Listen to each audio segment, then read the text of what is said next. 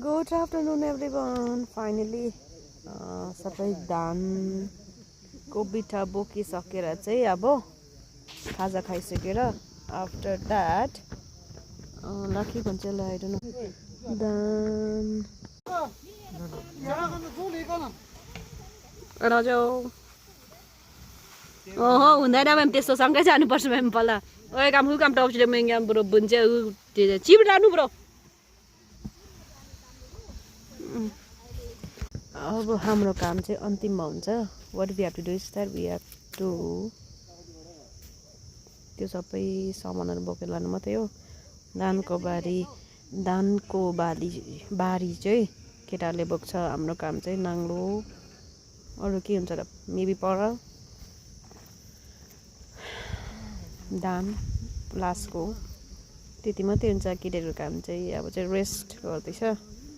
तर आज चाहिँ मेरो कम्मरको ब्यान्ड बज्छ बेलुका चाहिँ but I enjoy my work